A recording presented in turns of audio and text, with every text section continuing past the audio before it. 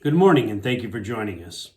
Today, we're going to continue the discussion we started last week with understanding God's love. Whenever we discussed this last week, we talked about the fact that many of us struggle with accepting God's love, mostly because we don't feel like we deserve it, sometimes because we just in general don't feel like that we're good people or that we've made too many mistakes or that God could not possibly forgive us for all the things that we've done.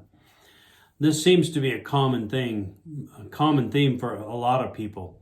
But I'd like to look at this from a perspective of a story of the Bible, one that we've heard many times before, but I'd like to look at it with fresh eyes, maybe even from a different perspective than you've looked at it before. It's found in Luke chapter 15, and starting with verse 11, and it reads like this. Jesus continued, "There was a man who had 2 sons. The younger one said to his father, 'Father, give me my share of the estate.' So he divided his property between them. Not long after that, the younger son got together all that he had, and he set off for a distant country, and there squandered his wealth in wild living. After he had spent everything, there was a severe famine in the whole country, and he began to be in need. So he went and hired himself out to a citizen of the country, who sent him to his fields to feed pigs. He longed to fill his stomach with the pods that the pigs were eating, but no one gave him anything. When he came to his senses, he said, 'How many of my father's hired men have food to spare? And here I am starving to death. I will set out and go back to my father and say to him, Father, I have sinned against heaven and against you. I am no longer worthy to be called your son. Make me like one of your hired men.' So he got up and went to his father. But while he was still a long way off, his father saw him and was filled with compassion for him. And he ran to his son, threw his arms around him, and kissed him. The son said to him, 'Father, I have sinned against heaven and against you. I am no longer worthy to be called your son.' But the father said to his servant, 'Quick, bring the best robe and put it on him. Put a ring on his finger and sandals on his feet. Bring the fatted calf and kill it. Let's have a feast and celebrate, for this son of mine was dead and is alive. He was lost and is found.' So they began to celebrate." When we look at this story, we often look at it from the perspective of the prodigal son, the humility, the ability to come back and ask for forgiveness, maybe even talk about the pride that he had in going in the first place. But I want to look at it a little bit differently. I want to see something maybe that I have overlooked before. Whenever the son went to his father and asked for his inheritance, what was on his mind? What was he thinking? First of all, I believe that he at this point had determined that the things that he wanted, the inheritance, the money, the freedom, those things were what he loved more than the father. At this point, he was hurting his father. He was maybe even being disreputable, causing him to be criticized by others. I think at least in the minimum, he's hurting the father's heart because he's leaving him. He's deserting him. He's choosing money and things and freedom over the love of the father. When we look at that, you might think to yourself that you've seen this before. This is not new. This is something that maybe you've read before, seen before in other areas.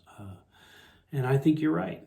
I think it is something that is repeated throughout history, through our own history. We sometimes have a selfishness that keeps us from being able to enjoy what's right before us. In Deuteronomy, in chapter 6, God is warning the people, and he says to him, he says and starting with verse 4, "Hear, O Israel, the Lord our God, the Lord is one. Love the Lord your God with all your heart and with all your soul and with all your strength. These commandments that I give you today are to be upon your hearts. Impress them on your children. Talk about them when you sit at home, and when you walk along the road, and when you lie down, and when you get up. Tie them as symbols on your hands, and bind them on your foreheads. Write them on the door frames of your house and on your gates. When the Lord your God brings you into the land that he swore to your fathers, to Abraham, Isaac, and Jacob, to give you, a land with large, flourishing cities you did not build, houses filled with all kinds of good things that you did not provide, wells that you did not dig, and vineyards and olive groves that you did not plant. Then, when you eat and are satisfied, be careful that you do not forget the Lord, who brought you out of Egypt and out of the land of slavery."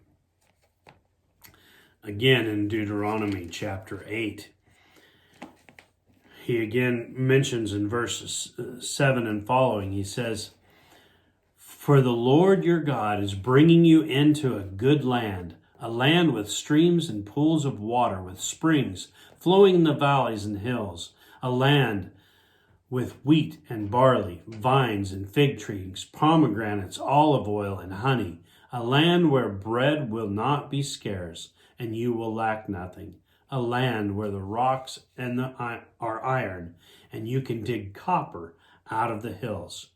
When you have eaten and are satisfied, praise the Lord your God for the good land that he has given you. Be careful that you do not forget the Lord your God, failing to observe his commands, his laws, and his decrees that I am giving you." The warning that he gives him is repeated again in verse 17. "You may say to yourself, my power and strength of my hands have produced this wealth for me. But remember the Lord your God, for it is he who gives you the ability to produce wealth, and so confirms his covenant, which he swore to your forefathers, as it is today." And just as God had predicted, they did exactly that. When they got into the land and they were enjoying all of the things that God had blessed them with, they looked at it and they said, well, look at what we've accomplished. Look at what we've done. And they even worshiped other gods, idols. And they said, these are the gods that led us up out of Egypt. What happened? They became satisfied with the things of this world. They chose things, money, good things, wealth. They chose those over the love of God. And that's the story that we see in Luke chapter 15 with the common name of the prodigal son. The funny thing is that this happened over 2,000 years before that, and it's happening again 2,000 years after that, that we sometimes choose the things of this world over the love of the Father. And when I speak of the love of the Father, I'm speaking of God. That sometimes we choose the earthly things, the worldly things, over the love of God. He goes on, though, and he talks about this story about how this young man goes away into this foreign land and he wastes all the money that he has with these so-called friends. But when the hard times come, when the money runs out, these friends disappear. They don't have the same desire to help him. So he goes into the fields and he goes to work for a pig farmer. Now, one thing that you need to know, if you don't already, is that the pigs were considered to be one of the filthiest, one of the worst as far as cleanliness in the eyes of the Israelites. If you were exposed or touched a pig, then you were not allowed to be in the society of the Israelites for 7 days. You had to go through a purification, a cleaning. So you would not be able to be around anyone else. That's important, and will come up again in a moment. But think about that. That's the situation that he's in. So he finds himself feeding pigs, the lowest, and wishing that he could eat the food that he is feeding them. And he determines, my father's servants are treated much better than this. I will go home and be a servant. I don't deserve to be a son anymore. I gave up that right when I took the money, when I left my father's house and took the inheritance that should have been mine and wasted it on worldly things and worldly living, knowing that he has committed sins against the heaven and against his father, as he says it here. He doesn't have the ability, the feelings of worthiness as he goes back.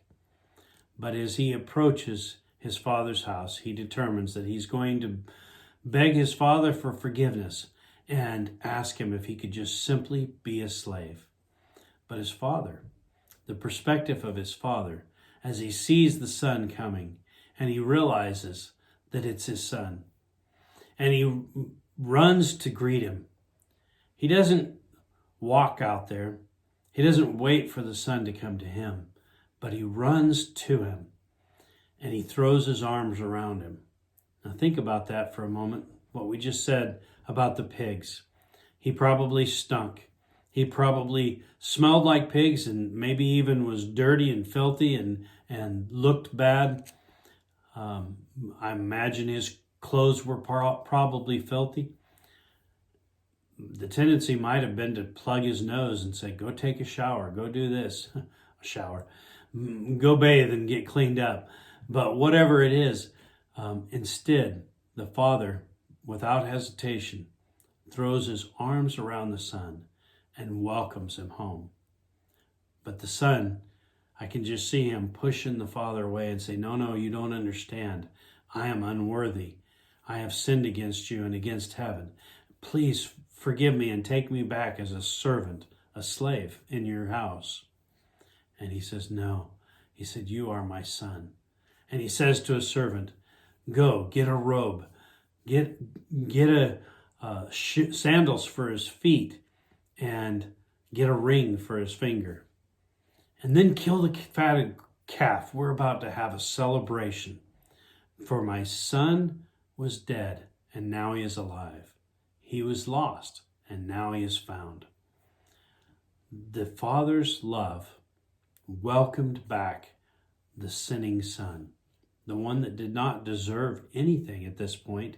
He's given up his inheritance. He's chosen to squander everything that the father had worked for.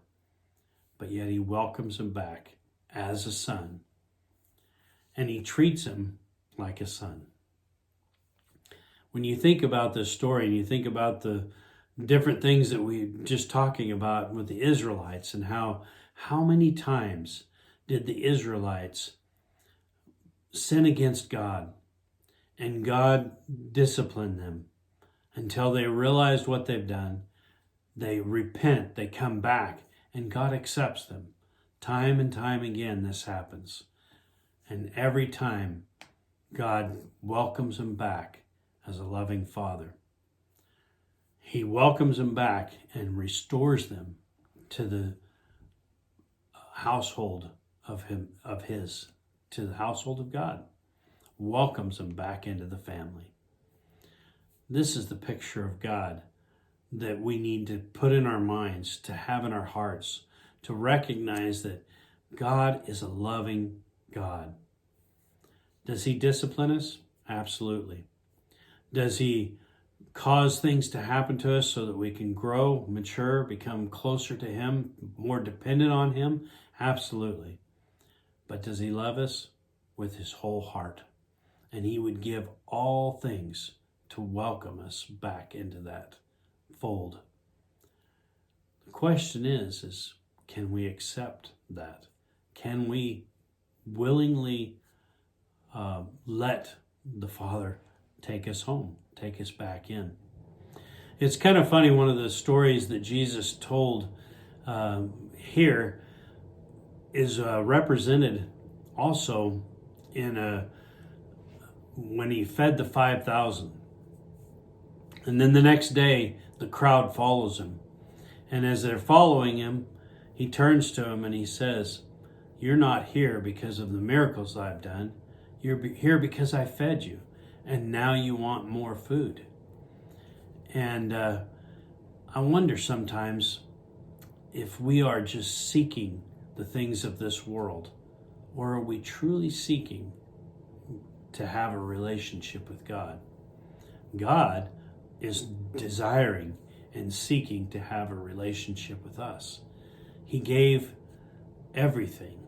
As we spoke about last week, he gave his one and only Son so that we could be his children, that we could be his sons and daughters. He wants to welcome us into the family. He desires to have us sit at the table with him and enjoy the meal. Another story that was told or recorded was that Jesus, on his last night, sat with his disciples. And he told them that he was about to die, that he was about to be crucified. But he also did something very unusual. Usually the slaves in the house are the ones that would wash the feet of visitors, but Jesus chose to take his robe off, to put on a towel, and to sit at the feet of his disciples and wash their feet. The humility that he had shows us, again, the love of the Father, how much he cares about us, how much he is willing to serve and do for us what we should be doing for him. But that's the love of the Father, the desire for him to have a relationship with each of us. He desires for you and I to be his child, to come into his home. It says that he has gone to prepare a place for us. If it were not so, I would have told you. He's preparing a place for us because he wants us to come and enjoy the Father with him in that love. As we look at these stories and we think about his desire for us, you might be asking yourself, what was it that caused the prodigal son to want to leave in the first place? The desire that he had for things, freedom, friends, to impress people, the pride that he had in his life that caused him to be willing to turn his back on the one that loved him most. We might fall into that same category.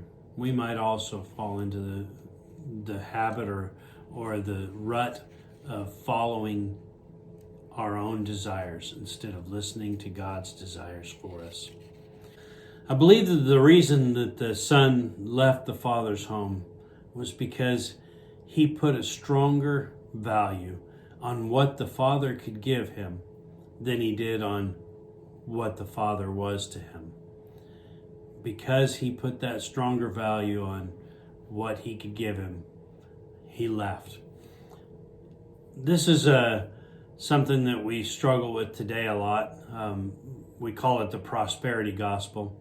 The idea that if you follow God, if you do God's will, that he will bless you, that you will have riches, that you will have wealth, health, and happiness if you would just follow God. But God says that the rain falls on the just and the unjust.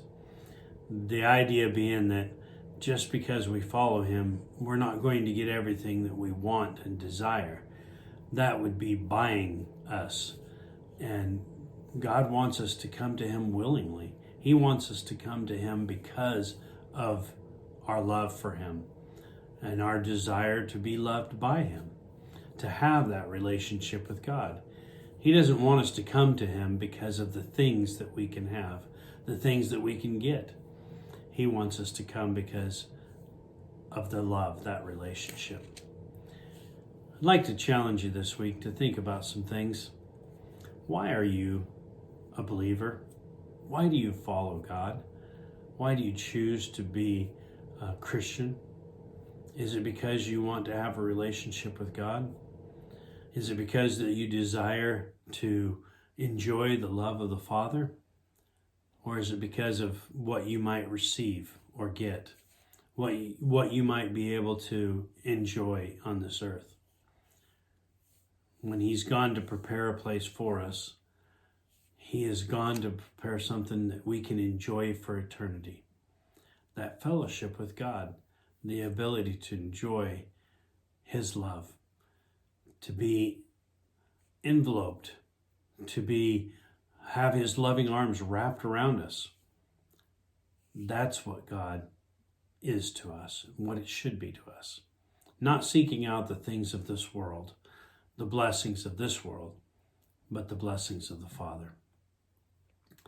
I hope you have a wonderful week, and I hope God will show you his blessings, the blessings of the Father. Thank you for joining us.